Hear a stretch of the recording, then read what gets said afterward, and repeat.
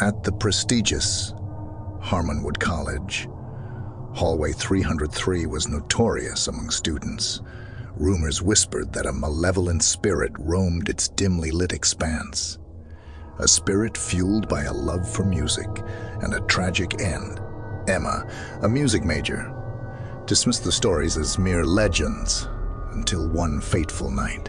Burdened by a looming deadline, Emma found herself practicing alone in the music room adjacent to Hallway 303. As midnight approached, an eerie silence settled in, broken only by the faint sound of a violin.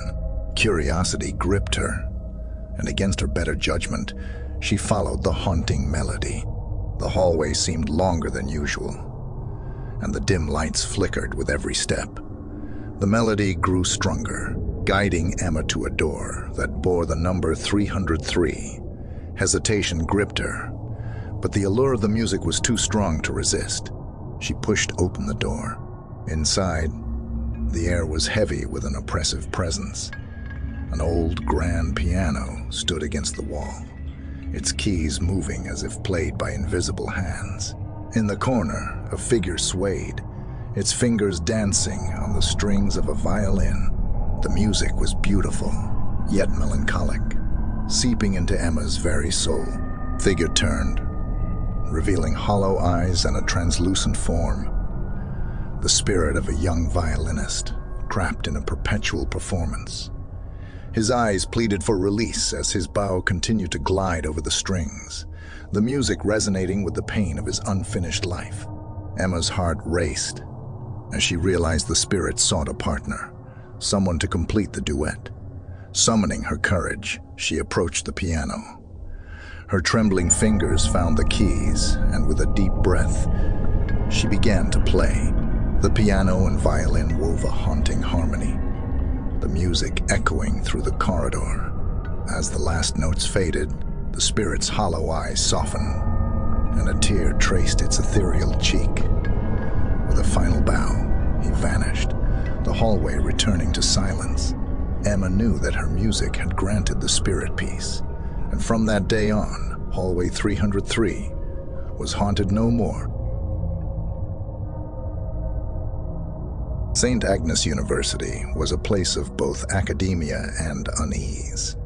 The legend of the haunted dormitory mirror had circulated for generations, but only the bravest dared to venture into room 213 to face the mirror's malevolent presence. Jenna, a skeptic with a taste for adventure, took up the challenge one moonlit night. Armed with a flashlight and her unwavering resolve, she entered the dimly lit room. The mirror, ornately framed and aged with time, stood against the wall, its glass reflecting a distorted version of reality. Jenna's reflection seemed ordinary at first, but as she stared, the mirror began to warp, revealing a sinister figure behind her.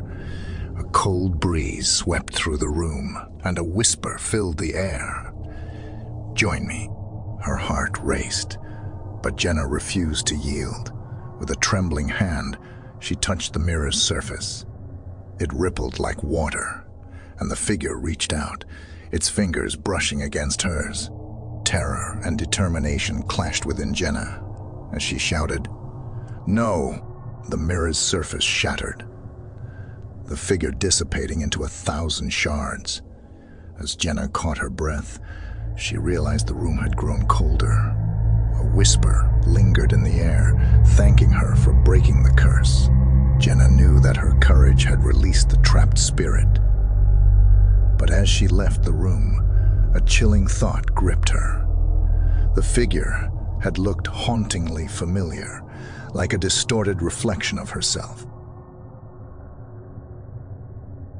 Riverton College's art department was a haven for creativity, but it had harbored a dark secret, a sculpture that seemed to shift and change on its own, as if it held a malevolent consciousness. It stood hidden in a forgotten corner of the studio, and students avoided it like the plague. Ethan, an aspiring sculptor, scoffed at the tales and approached the sculpture one night, The piece depicted a grotesque figure, its limbs twisted and contorted, capturing a sense of perpetual agony. Ethan's fingers itched to reshape the clay, to bring his own artistry to life. As the clock struck midnight, Ethan began to sculpt. With each touch, the sculpture seemed to respond, its features shifting as if eager to be molded. Time lost meaning as Ethan's hands worked in a trance, the grotesque figure twisting into something eerily beautiful.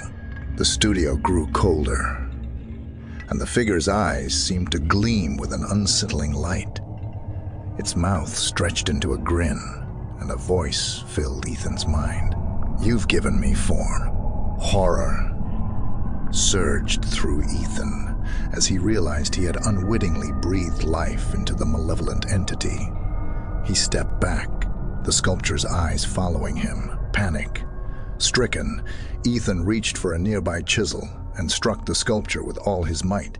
The clay shattered, the studio returning to stillness. But the voice lingered, whispering promises of power and creation.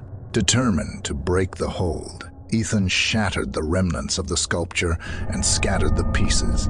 Exhausted and shaken, he left the studio, vowing never to let his ambition blind him to the darkness that could be conjured through art.